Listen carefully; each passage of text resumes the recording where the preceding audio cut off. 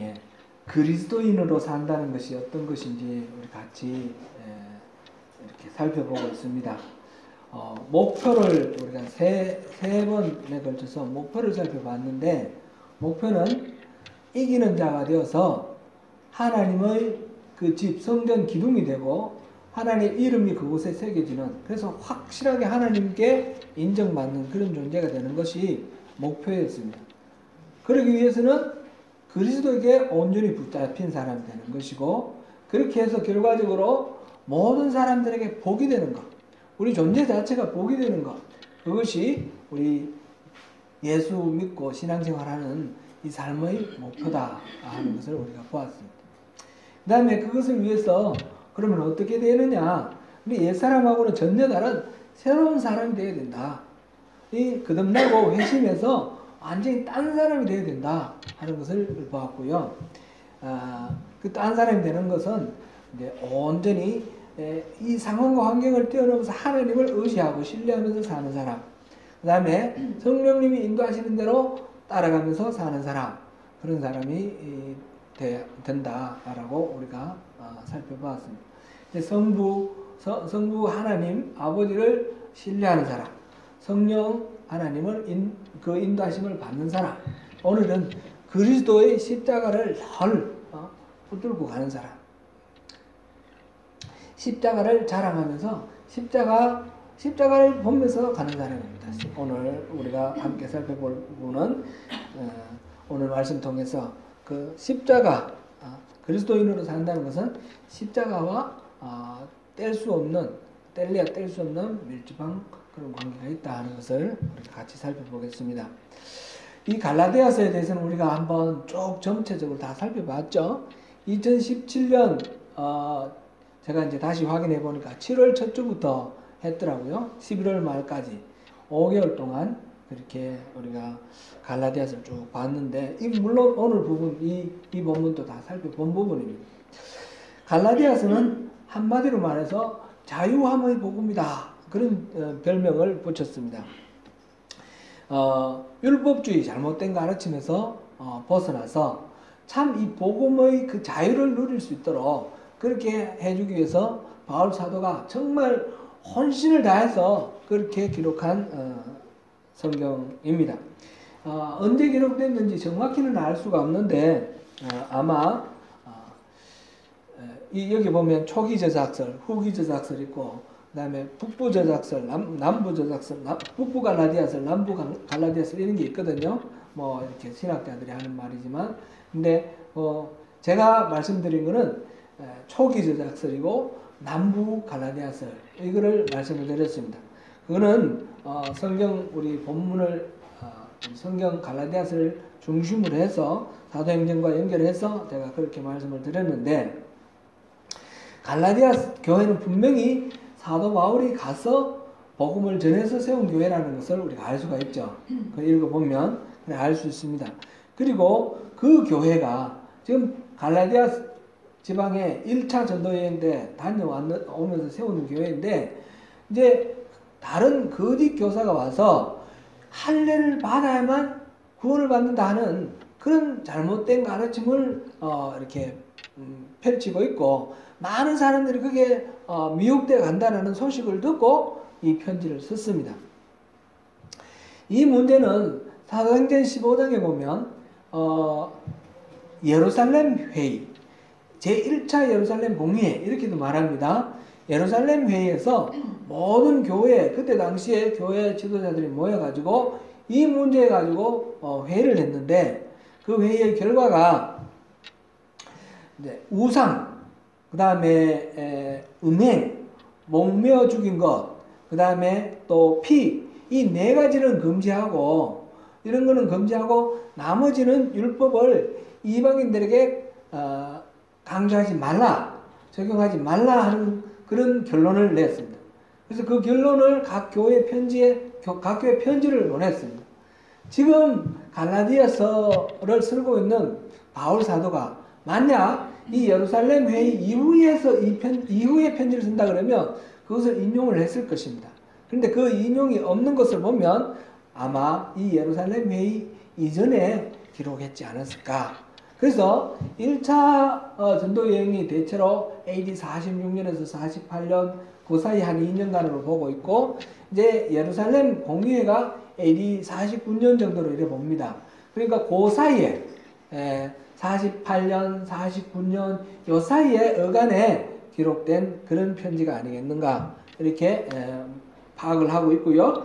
이렇게 보면 이 갈라디아서는 성경, 그 신약 성경 전체 중에서 맨 먼저 기록된 성경일 가능성이 높습니다. 뭐 야고보스도 먼저 기록됐다, 나중 기록됐다 이런 얘기도 있고, 그 다음에 일반적으로 데살로니가 전서가 맨 먼저 기록됐다. 왜냐하면 그 내용이 데살로니가 전서는 좀 단순하거든요. 이 갈라디아서는 좀 복잡하고, 그래서 여러 설이 있는데 이런 교회에 여러 가지 있었던 일과 사도행전에 나오는 이야기들을 같이 크로스 체크해 보면 갈라디아서가 아마 맨 먼저 기록된 성경이 아닐까 이렇게 생각이 됩니다. 그런데 제일 먼저 기록된 이 책에서 이 할례를 받는 것과 그 복음의 자유함에 대해서 가장 신랄하게 그렇게 다루고 있다라는 것, 이게 얼마만큼 이게 중요한 일인가 하는 것을 우리가 알 수 있습니다. 이건 나중에 로마서에서 아주 자세하게 다시 다루면서 그 내용을 뭐 골로새서라든지 이런 데도 나오지만 로마서에서 자세하게 또 다루고 있는 그런 내용입니다. 그러니까 오늘 다루는 이 내용은 이 갈라디아서 마지막 결론 부분인데, 이 갈라디아서 내용이 신약 성경에서 아주 핵심적인 내용이다 하는 것을 우리가 마음에 먼저 두면 좋겠습니다. 그래서 제가 갈라디아서 강해를 따로 맨 먼저 이렇게 한 것입니다.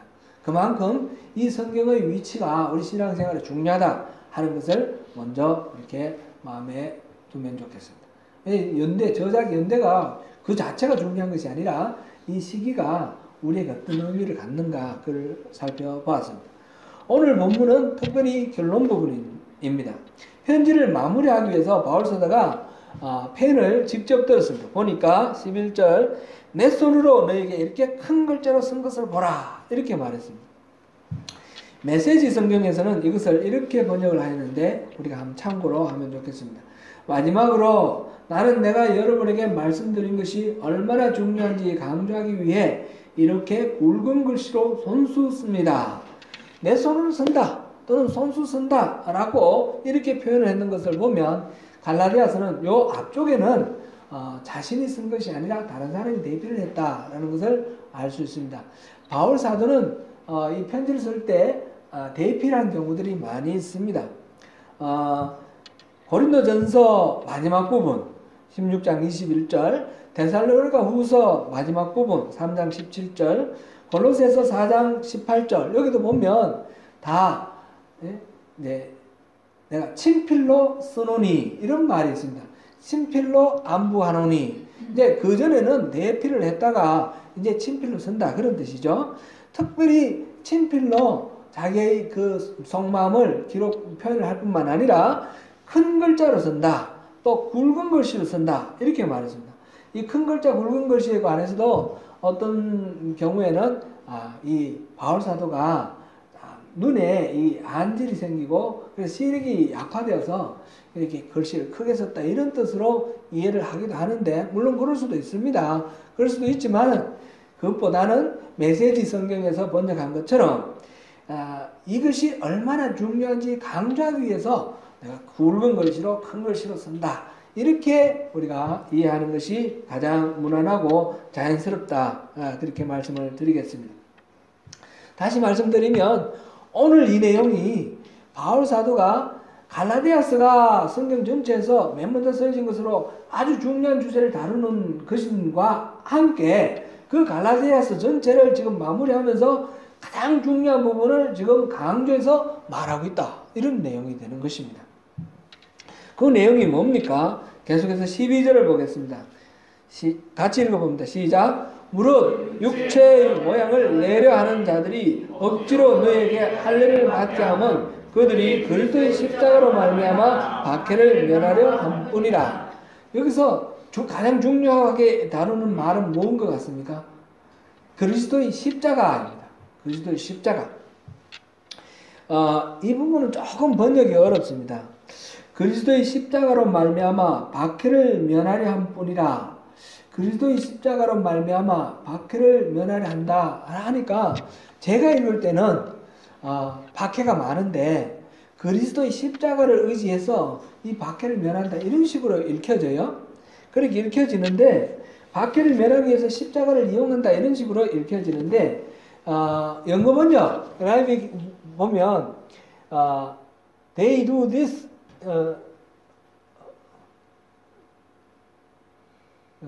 the reason they do this is 요 to부터 to avoid being persecuted for the cross of Christ. avoid being persecuted. 핍박받는 것을 피하기 위해서. 무엇 때문에 핍박을 받는지 그 이유가 for로 나와 있습니다. 그래서 그리스도의 십자가로 인해서 핍박받는 것을 피하기 위해서 그들이 이렇게 한다라고 이렇게 되어 있습니다. 말하자면 거꾸로죠. 십자가를 이용해서 박해를 피하는 것이 아니라 십자가 때문에 있는 박해를 피한다 이렇게 번역이 되어 있어요. 지금 우리 개정하고 NIV가 좀 반대의 뉘앙스로 번역을 하고 있는데 우리가 다른 것을 이것을 정확하게 이해하기 위해서 다른 버전을 한번 보는 것이 좋겠습니다. 그래서 표준세 번역을 제가 보니까 표준세 번역에는 그것은 그들이 그리스도의 십자가 때문에 받는 박해를 면하려고 하는 것입니다. 이렇게 번역하고 있고요. 쉬운 성경 번역에서 보니까 그들은 그리스도의 십자가를 따르면 박해를 받을까봐 두려워하고 있습니다. 라고 번역하고 있습니다. 그러니까 여기서 NIV 성경 번역 쪽에 더 우리 그것이 자연스럽고 맞다라고 이렇게 이해를 하는 것이 좋겠습니다. 할례를 주장하는 사람들은 그리스도의 십자가를 주장함으로써 설교함으로써 곤란에 처해지는 것을 피하려고 했습니다. 십자가는 당시 실제 로마 시대 사형 도구죠. 우리 다 아는 대로 사형을 시키기 위해서 그렇게 쓰던 것이 이 십자가입니다. 제가 어릴 때에 봤는데 스파르타쿠스의 반란이라는 영화를 봤는데 마지막에 보니까 끝나는 장면에 그 반란에 가담했던 노예들이 전부 잡혀가지고 한 2,000명 정도 잡혀가지고 전부 십자가에 쫙 달려가지고 그렇게 사형당하는 그 모습이 마지막 장면으로 이렇게 나오더라고요. 그 당시 정치범, 특별히 반역자들에 대해서 이 십자가형. 근데 십자가형은 그 형벌 중에서 가장 심한 형벌이에요. 그냥 뭐 교수형도 있을 거고 목을 잘라버리는 참수형도 있을 거고 있는데 그런 것들은 금방 죽지만 십자가형은 이게 시간이 많이 걸리는 거예요. 어떤 경우는 며칠 걸리기도 하는 거예요. 그래서 너무너무 고통스럽고 참혹한 그런 형이기 때문에 십자가 자체가 보기만 해도 끔찍스러운 그런 모형이에요. 그런데 이 십자가 왜 예수를 믿는 사람들은 십자가를 그렇게 내세웠을까요? 왜 바울 사도는 십자가를 내세웠습니까? 이것은 그 십자가에서 예수님께서 그렇게 참혹한 죽으심을 당하신 그 일 자체가 그냥 한 명의 반란자가 죽었다. 그런 의미가 아니라 바로 나와의 아주 밀접한 관계를 갖고 있기 때문에 그것을 자랑으로 삼는 겁니다. 요즘은 보면 십자가 귀고리도 있고 십자가 목걸이도 있는데 그 당시에 십자가라는 것 자체가 참 이렇게 보기 싫고 피하고 싶은 그런 것인데도 불구하고 이 십자가를 이야기를 합니다. 그러니까 할례를 받으라고 하는 사람들은 그런 게 싫은 거죠. 그런 끔찍스러운 십자가를 말하는 것도 싫고 생각에 떠올리는 것도 싫습니다. 그들은 그보다는 이 예수를 믿되 할례를 받는 것이 더 훨씬 편하고 좋다 이렇게 생각을 한 겁니다. 할례를 받는 것은 유대인이 되었다라는 표시죠. 유대인이 되었다는 표시인데 지금 초대교회 당시 이 바울 사도가 갈라디아서를 기록할 당시 이 당시는 이제 막 예수의 복음이 막 전파되고 교회들이 막 생겨날 그럴 때 아닙니까? 그럴 때니까 아직 유대교와 그리스도교가 분리되지 않았어요. 분리되지 않고 그냥 기독교는 유대교의 한 분파 정도로 그렇게 이해되고 있었어요. 그런데 점차 이제 기독교에 대한 이 탄압 이것이 점점 생기기 시작하는 거예요. 나중에 이 이후에 이제 그 네로 황제 이런 사람은 60년이니까 60년, 63년 이러니까 그 이후에 나오는 일이고요. 점차 교회에 이 기독교를 믿는 사람들이 퍼져나가면서 그들이 사회적으로 조금 문제가 되기 시작했습니다. 뭐냐면 로마의 황제를 주로 이렇게 시인을 해야 되는데 이 사람들은 시인을 안 하는 거예요. 그리고 주는 오직 십자가에서 달려주신 예수님이다. 그리고 자기들끼리 모여서 뭐 성찬식하고 세례를 주는데 성찬식 할 때 어떤 사람들이 들어보니까 이건 내 몸이고 그리스도의 피고 그리스도의 살이다. 그러니까 사람의 몸을 이렇게 살인해가지고 사람의 살코기를 나눠 먹는 거 아닌가 이런 생각이 막 드는 거예요.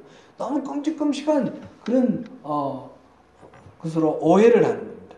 오해를 해서 점차 여기 대해서 핍박이 가해지는 그런 때입니다.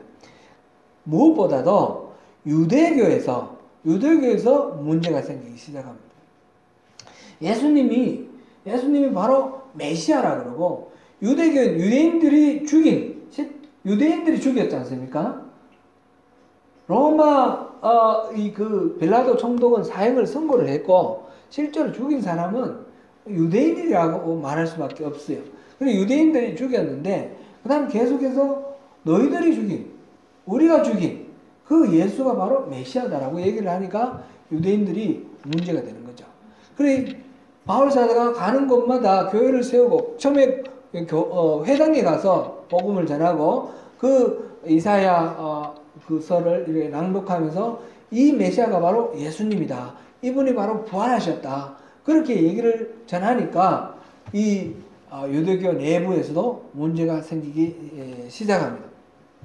그럴 때에 이 할례파 유대인 그리스도인 유대인이면서 예수를 믿은 사람들 이런 사람들은 할례를 받자라고 자꾸 주장을 하는 거예요. 왜냐하면 할례를 받으면 유대인들과의 갈등이 없어지는 거예요. 로마가 계속해서 핍박을 가하기 시작하는데 로마는 유대인에 대해서는 핍박하지 않았어요. 나중에도 이렇게 보면 네로 황제 때 이렇게 로마를 불태운 사람들이 그리스도인이라 해서 이렇게 그리스도인들을 전부 이렇게 죽이지 않습니까? 막 죽이는데 그때도 유대인들은 예외인 거예요. 유대교인들은 예외입니다. 지금 문제는 그리스도인, 유대교 중에 한 일파라고 알려진 이 그리스도교, 이게 문제입니다.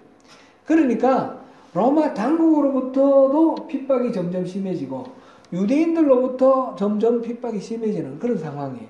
그러니까 할례를 받아서 로마 당국이 뭐라 그러면 우리 유대인이다 이렇게 말하고 할례를 전거로 내세우고 이 유대인들에게도 우리는 유대인이다. 특별히 이방인들을 우리가 유대인으로 이렇게 할례를 받게 했다. 이런 식으로 하기를 원하는 거예요.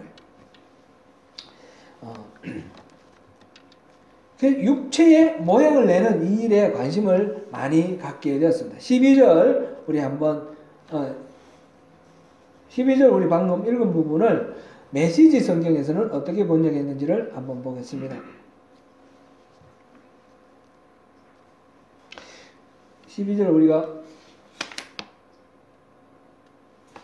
메시지 성경 읽어보겠습니다. 여기 나와있죠. 같이 읽어보겠습니다. 시작. 할례의 방식을 여러분에게 강요하려는 자들에게는 오직 한 가지 동기밖에 없습니다. 그들은 손쉬운 방법으로 남들 앞에서 좋게 보이려고 할 뿐 믿음으로 살겠다는 용기, 곧 그리스도의 고난과 죽음에 참여할 용기는 없습니다. 이들은 유대인이면서 예수를 믿는다고 개종한 사람들, 그런 그리스도인들인데 그들의 그 개종 동기가 정말 예수님의 죽으심을 통해서 예수님이 진짜 메시아고 예수님을 믿기 위해서 그 십자가 그 고난 우리도 동참해야 된다 이런 식으로 믿음으로 그것을 온전하게 받아들이는 것이 아니라 예수를 믿는 것이 뭔가 더 나이스하고 더 쿨해 보이는 거예요. 그래서 그러한 동기로 가졌기 때문에 십자가는 걸림돌이 되는 것입니다. 사실 그들이 할례를 강조하지만 할례를 강조한다고 해서 그들이 율법을 다 지켜야 된다라고 강조하고 자기들도 율법을 다 지킨다 하는 그런 사람들은 아니었어요. 그럴 바에는 그냥 유대교에 그대로 머물러 있으면 될 거 아닙니까? 그게 아니라 예수님의 복음이 이 유대교보다 훨씬 더 좋다 이렇게 생각을 하는 사람들입니다. 그것은 자신들의 어떤 관점에서 그렇습니다. 13절 계속해서 읽어보겠습니다. 시작. 할례를 받은 그들이라도 스스로 율법은 지키지 아니하고 너희에게 할례를 받게 하려 하는 것은 그들이 너희의 육체로 자랑하려 함이라. 이방인 그리스도인들이 할례를 받음으로써 이들 할례파 유대인 그리스도인들에게 뭐가 좋겠습니까? 어떤 유익이 있겠습니까? 먼저 교회 안에서는 자신들이 할례를 해야 된다라고 주장하는 그쪽에 동조하는 사람들이 점점 많아지니까 교회 안에 기반이 더 확대되고 강화된다 하는 그런 효과가 있을 것이고요. 또 생각해 보면 앞서 우리가 봤듯이 회당에 남아있는 유대 교인들로부터 공격을 덜 받게 되고 오히려 유대교인들에게 이방인들을 지금 할례받게 했으니까 내가 유대교에 오히려 유익을 끼친 게 아니냐 이런 식으로 설득을 하는 것이요. 그렇게 함으로써 자기의 공로를 내세우려고 하는 그런 마음이 있었습니다. 그래서 우리가 이 유대인들이 지금 자랑하려고 하는 것이 너희의 육체로 자랑하려고 합니다 그랬는데 그들이 정말 정작 자랑하려고 하는 것이 무엇이었으며 우리는 신앙생활을 하면서 자랑할 것이 무엇인지 한번 생각해 보면 좋겠습니다.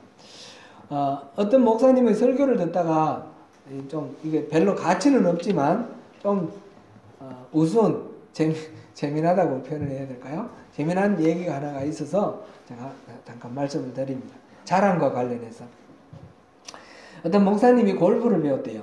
골프를 배웠는데 골프를 처음 배우니까 너무너무 재미있는 거예요. 그래서 주일이 되었는데 교회 나가서 이제 예배하고 설교해야 되잖아요. 근데 골프 치고 싶어서 못 견디겠는 거예요. 그래서 교회에다가 전화했어요. 몸이 너무 안 좋아가지고 오늘 도저히 안 되겠으니까 부목사 누구한테 시키고 그리고 내가 오늘 좀 쉬겠다고 그랬어요. 그러고는 몰래 골프장에 가서 골프를 치려고 간 거예요. 하늘에서 천사가 내려보니까 너무 괘씸하잖아요. 그래서 하나님께 고해 바쳤어요. 하나님, 저 아무개 목사가 주일날 예배 드리는 거 저거 기본인데 그 예배 안 드리고 저 골프 치러 갔어요. 저는 저 목사 저거 혼 좀 내주세요. 그랬더니 그 하나님이 그래? 보시더니 싹 빙긋 웃으시면서 그래 좋다. 그리고 혼내주자. 그러시는 거예요. 그래서 이 사람이 이제 막 가서 이제 골프를 치기 시작하는 거예요. 첫 홀입니다. 근데 딱 쳤더니 우와 쭉쭉 뻗어 나가는 거예요. 300m를 나가요. 300m. 와 프로도 300m 안 나가죠. 300m를 나가더니 그냥 떼떼떼떼 굴러가지고 그다음 그린 위로 올라가더니 홀컵에 쏙 들어가 버린 거예요. 아이고 이걸 보고 천사가 화가 나가지고 하나님한테 입이 이만큼 나와가지고 하나님 아니 주일날 예배 빼먹는 목사 좀 혼 좀 내주라고 말씀드렸더니 어떻게 저렇게 단번에 지금 홀인원을 하도록 그렇게 하십니까? 그랬더니 하나님이 두고 봐 이게 진짜 혼내는 거야 그러시는 거예요. 한번 생각해봐. 저거 파4인데 파4를 단번에 넣어버렸어. 홀인원 했어. 저거 얼마나 자랑하고 싶겠어. 근데 누구한테 자랑하겠어 저거. 목사가 주일날 예배 빼먹고 나가가지고 파4에서 홀인원 했다고 누구한테 자랑하겠어. 자랑하고 싶어서 미치겠는데 자랑할 사람은 없어. 오늘 좀 속에 큰 골병이 될 거야. 이놈 한번 혼 좀 나봐. 그렇게 말했대요. 하나님이. 제가 재밌게 말해야 되는데 재미있습니까? 여러분은 무엇을 자랑하고 사십니까? 무엇을 자랑하고 싶은데 자랑 못하고 사십니까? 우리가 자랑할 것, 자랑하지 말아야 될 것, 그것을 한번 생각해 보면 좋겠습니다. 본문 13절에서 할례파 유대인 그리스도인들은 이방인을 할례받게 한 것을 자기의 자랑거리로 삼았습니다. 나는 이렇게 많은 사람들을 그렇게 할례받도록 만들었다고. 그 사람의 영혼이 구원받는 것이 그들의 목적이 아니라 내가 얼마만큼 많은 사람을 할례받게 했냐, 그게 목적이 되는 거죠. 이게 바로 율법주의의 전형 아닙니까? 바울사도는 무엇으로 자랑 삼습니까?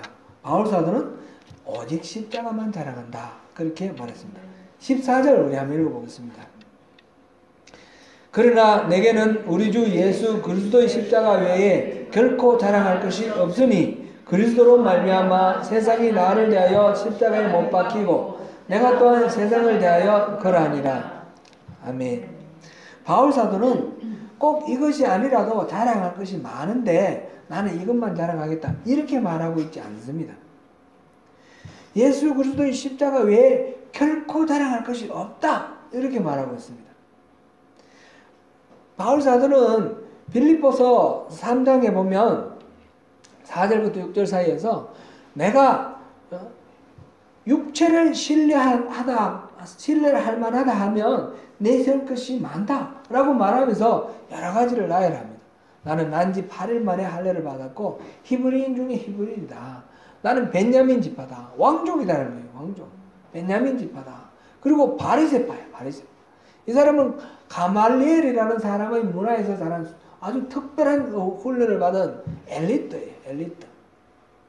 그리고 이 사람은 신앙의 열심으로 따지자면 교회를 핍박하기를 서대만이 그 순교당할 때 그 자리에 있었던 사람이에요.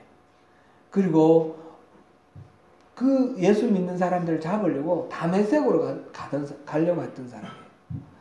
이 사람이 바울입니다. 그런데 그런 것들은 전혀 이 자랑거리가 아니라는 것을 알게 된 거예요.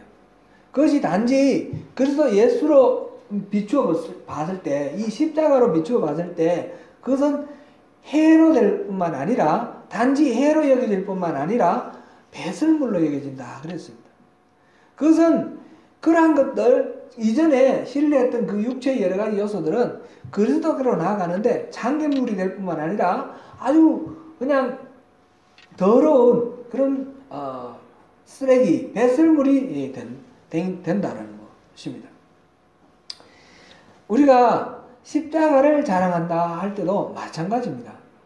이것도 자랑하고 저것도 자랑하고 자랑할 거리가 많은데 그 중에 나는 십자가를 자랑한다, 가장 많이 자랑한다, 이런 차원도 아니에요. 십자가를 떠올리면 내가 자랑할 것이 하나도 없다는 겁니다. 다른 모든 것들은 다 자랑거리가 안 된다라는 거죠.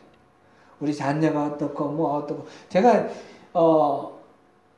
이제 크라이처치 가서는 그렇게 안 했는데 해밀턴 있을 때는 이제 이 오클랜드에 오시는 또는 뉴질랜드 오시는 한국의 유명한 목사님들을 모셔서 한번 설교를 이렇게 좀 청하고 그런 적이 있어요. 근데 그렇게 하고 난 뒤에는 다 문제가 생겼어요. 왜냐하면 이분들 오셔서 하나님께 영광 돌린다 그러고 하나님 이렇게 일하셨다 하면서 너무너무 자랑을 하는 거예요. 자기 교회 자랑하고 자식들 자랑하고 이러니까 성도들이 그걸 통해서 이렇게 믿음으로 잘 살아야 되겠다 이 생각하는 것이 아니라 막 화가 나는 거예요. 목사님 저렇게 자랑하러 왔냐고. 그래가지고 부작용이 너무 많이 생겼어요. 그래서 한국에서 오시는 분들 안 세웠어요. 그 다음부터. 강단에 어떤 분을 모신다는 게 쉽지 않습니다. 어렵습니다. 우리가 자랑한다는 것이 우리가 뭘 자랑하고 있습니까? 우리 평소에 뭘 자랑거리로 삼고 있고 뭘 뿌듯하게 여기고 있습니까? 다시 한번 우리가 생각해 볼 문제입니다. 바울 사도는 십자가 외에는 아무것도 알지 않겠다 했고 십자가 외에는 아무것도 자랑하지 않겠다고 했어요. 오직 십자가만. 그리스도인으로 산다라는 것은 십자가만 자랑하고 살겠다라는 것입니다. 사랑하는 성도 여러분, 십자가만 자랑하고 사시겠습니까? 왜 그렇습니까? 십자가가 무엇이기 때문에 십자가만 자랑하는 삶을 사시겠습니까? 십자가는 우리를 하나님과 화목시켜주는 그런 통로입니다. 골로새서 1장 20절입니다. 같이 읽어봅니다. 시작. 그 십자가의 피로 화평을 이루사 만물 곧 땅에 있는 것들이나 하늘에 있는 것들이 그로 말미암아 자기와 화목하게 되기를 기뻐하시니라. 십자가로 말미암아 비로소 우리가 하나님하고 화목하게 되었습니다. 에덴 동산에서 범죄한 이후로 우리는 하나님과 화목할 수가 없었고 감히 하나님 앞에 나갈 수도 없었습니다. 그런데 예수님께서 십자가에서 하나님께 드려지는 화목제물 유월절 어린 양이 되어주셔서 스스로 십자가에 달려 죽으심으로 거기에 하나님 죄에 대한 모든 진노를 다 퍼부으시고 예수님이 그걸 다 받으셨습니다. 그래서 우리 죄의 문제가 해결이 된 것입니다.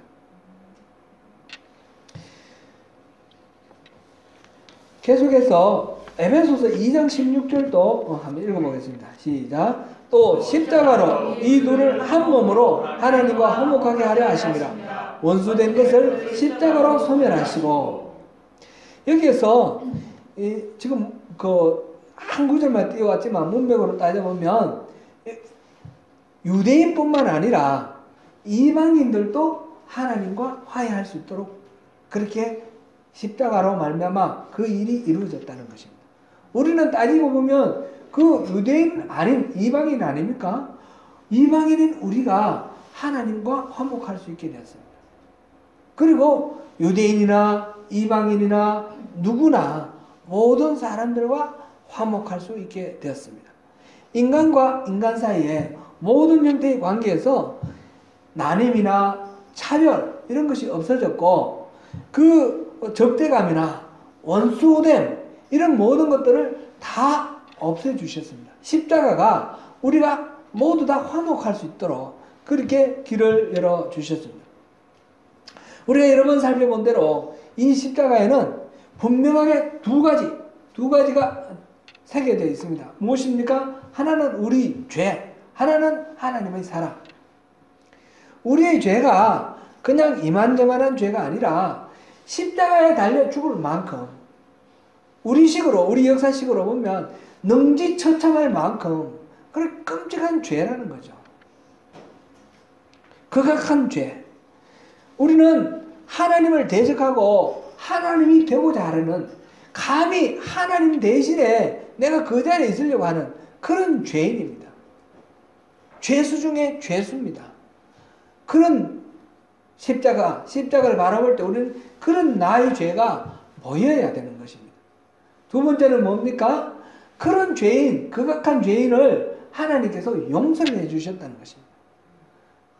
공의로우신 하나님, 정의의 하나님께서 그냥 용서하실 수 없으니까 독생자를 주셔서 독생자를 십자가에 매달아 죽게 하시고 죄에 대한 모든 진노를 거기로 다 쏟으시고 그리고 우리 죄를 용서하신 것입니다.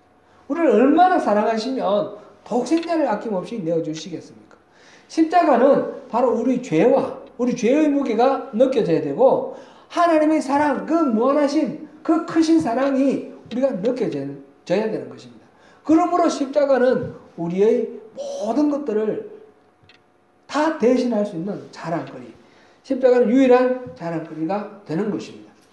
그렇게 함으로써 우리가 하나님과 화해가 되고 하나님이 우리를 원래 창조했을 때의 목적, 하나님 형상대로 지음받은 원래의 우리의 모습, 본래의 참된 자아, 죄로 인해 일그러졌던 그 어그러진 자아가 아니라, 거짓된 자아가 아니라 원래의 참된 자아, 그것을 회복할 수 있는 것입니다.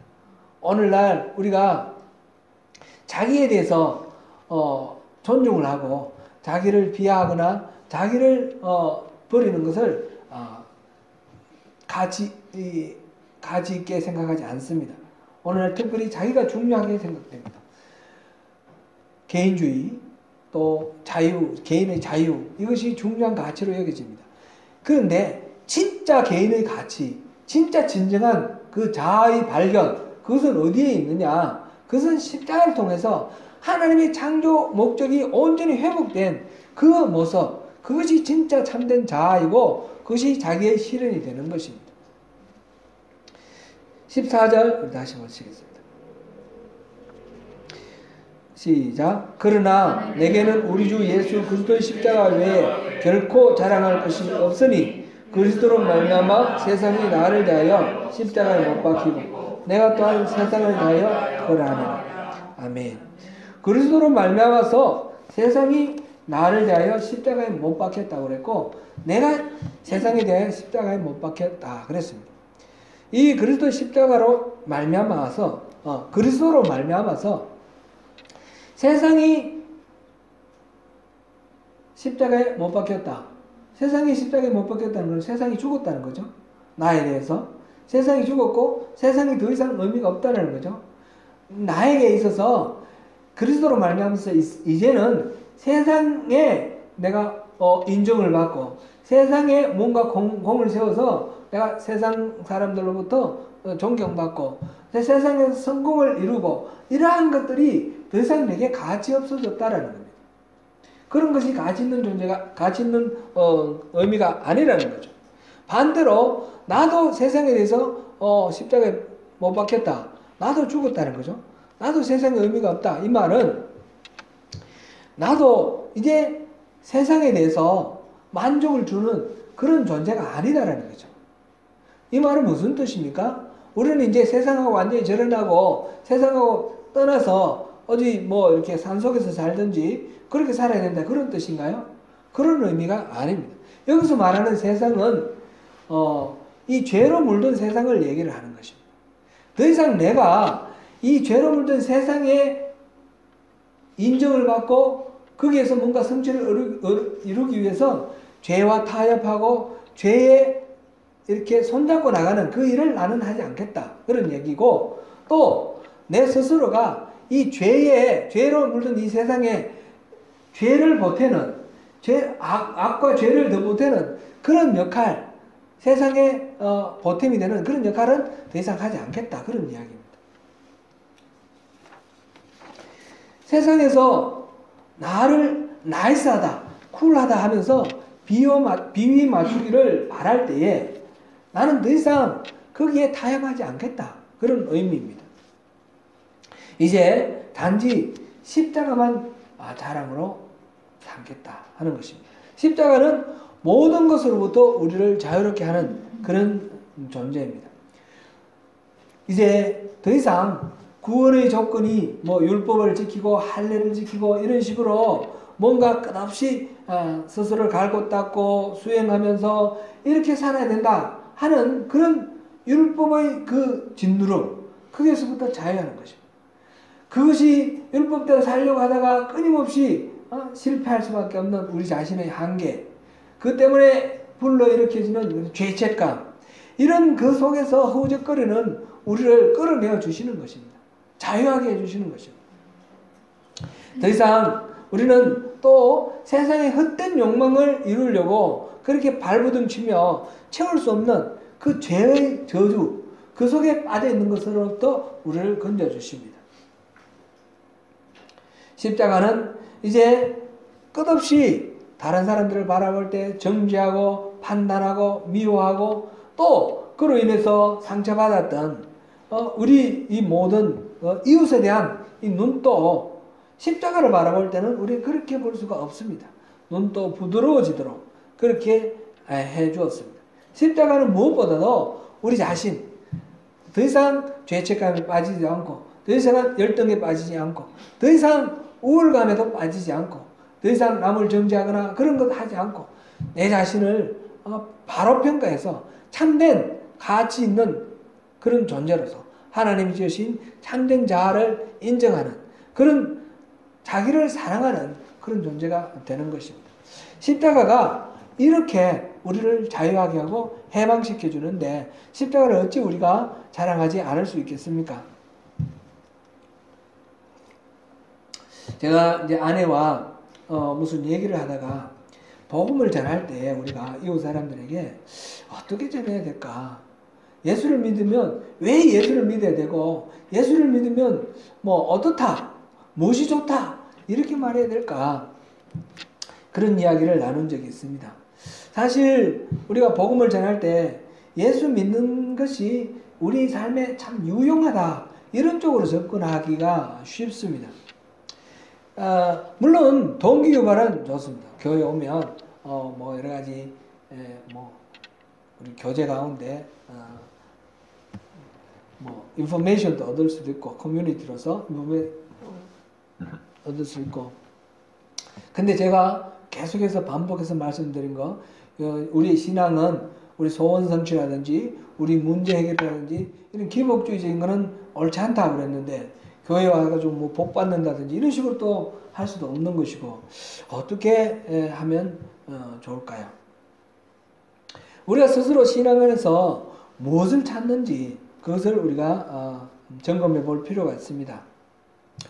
정말 우리가 성도 다른 사람들에게 예수를 알지 못하는 사람들 믿어야 된다고 말할 때 우리가 내세울 수 있는 진짜 가치, 핵심 가치, 코어 밸류가 뭔가? 우리 교회는 뭐 분위기가 좋다. 우리 교회는 뭐 조직이 잘 돼 있다. 우리 교회는 뭐 어떻다. 또 뭐 학력, 목사 학력 자랑하고 뭐 이런 식의 그런 것들이 우리가 자랑할 가치 그런 건 아무것도 아니지 않습니까?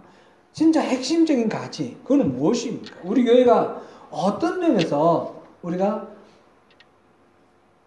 이렇게 영혼들이 와야 될 것이고 그 영혼들에게 어떻게 접근해서 예수를 믿어야 된다라고 말할 것입니까? 이 부분에 대해서는 앞으로 구체적이고 자세한 현실적인 내용은 우리가 앞으로 계속해서 우리 부딪히면서 살펴볼 것입니다.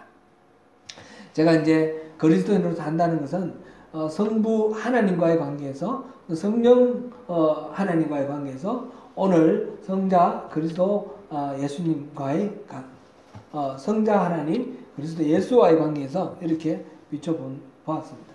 이제 오늘까지 계속해서 조금 추상적으로 보이고 좀 원론적이고 그런 이야기를 이렇게 다루었는데 앞으로 우리 부딪히는 구체적인 그런 문제들을 계속해서 생각해보고 묵상해보고 말씀을 통해서 또 답을 찾아보려고 합니다. 오늘 말씀에 그래도 답을 우리가 결론을 내릴 수 있는 것은 십자가가 코어 밸류라는 것입니다. 십자가만을 자랑하는 것이 그리스도인의 삶이라는 것입니다. 나의 어떤 공로나 어떤 것도 아니고 오직 예수 그리스도 십자가에서 죽으신 그 사건이 우리에게 주는 의미, 우리의 죄와 하나님의 그 사랑, 그것을 깨닫게 해주는 이 십자가만 자랑해야 되겠다라는 것입니다. 우리가 신앙생활을 하면서 참 여러 가지 구체적으로 부딪히는 일들이 많습니다. 원칙과 부딪히는 문제, 타협하는 문제 많이 있는데 사랑하는 성도 여러분, 우리가 십자가만 자랑하면서 한번 살아보시면 좋겠습니다. 오늘 우리 본문을 잘 생각해 보면 할례를 받아야 한다라는 게 원칙주의자 같아요. 그렇죠? 그래서 할례를 받아야 된다라는 것이 있고 이방인들은 할례를 받지 않아도 좋다라는 것이 있어요. 근데 할례를 받지 않아도 좋다라는 것은 원칙을 어기고 융통성을 부리는 것 같고 할례를 받아야 한다는 것은 원칙을 지키는 것 같아요. 그런데 바울 사도는 그렇게 해석하지 않고 할례를 받아야 한다는 것은 이건 타협하는 것이고 이건 원칙을 어기는 것이다 라고 말을 하고, 이방인들에게는 할례라든지 율법을 강요하지 않는 것이 이것이 원칙이다 이렇게 말하고 있어요. 여러분들 생각은 어떠세요? 좀 뭔가 우리가 일반적으로 생각해오는 거하고는 다른 그런 접근 방식이에요. 그죠? 우리가 신앙생활, 오늘날 신앙생활을 하면서 제가 계속해서 율법주의를 말을 했는데, 주일 성수라든지 헌금이라든지 뭐 이런 것들, 새벽 예배라든지 열심으로 예배하는 것, 이거 율법주의로 흐를 수 있습니다. 그렇게 말씀드립니다. 이것으로 우리가 하나님을 감동시키고 우리의 어떤 신앙을 나는 이 정도야 라고 생각하면 율법주의고 이는 가짜입니다. 이런 말씀을 드렸는데, 그러면 주일 성수 안 하고 자유롭게 뭐 그냥 행동하고 헌금도 안 하고 이렇게 하는 것이 그러면 바른 신앙입니까? 그런 얘기는 또 아니지 않습니까? 무슨 말이에요 그러면? 하느냐 안 하느냐가 중요하지 않다는 이야기입니다. 하느냐 안 하느냐가 아니라 그 마음의 동기가 무엇이냐라는 것입니다. 우리가 신앙생활을 하면서 어떻게 예배하느냐 또는 교회에서 그 말을 어떤 행동을 하느냐 안 하느냐 이것이 중요한 것이 아니라 그 마음의 동기가 정말 무엇이 있느냐라는 거죠. 십자가를 자랑하는 마음으로 한다면 하는 것이 좋고, 십자가를 자랑하는 마음으로 안 한다면 안 하는 것이 좋은 것입니다. 행위 자체에 문제가 있는 것이 아니라 그 마음의 동기가 어디에 있느냐 하는 것입니다. 계속해서 이 문제에 대해서 우리가 고민하면서 그리스도인은 고민을 해야 됩니다. 그리스도인은 고민하면 안 되는 것으로 이렇게 생각하는데 고민을 해야 됩니다. 끊임없이 모든 문제에서 하나님은 이것을 기뻐하실까? 예수님이라면 이걸 어떻게 생각하실까? 고민하면서 우리 앞에 주어지는 모든 문제의 선택의 기로에서 우리가 바르게 선택하며 가야 하는 것입니다. 사랑하는 성도 여러분, 이제 말씀을 맺겠습니다. 십자가가 진짜 자랑입니까? 예수 믿는 것이 세상에서 성공을 위한 보정수표가 되거나 어떤 유익이 되지 않더라도 모든 그릇된 얽음행과 속박으로부터 풀려나는 진정한 자유함의 보정수표가 되는 그 십자가만으로 우리가 자랑거리가 됩니까? 십자가를 바라보면서 매일매일 걸어가는 그리스도인으로 살며 승리를 누리시는 저와 여러분 되시기를 축원합니다. 기도하겠습니다.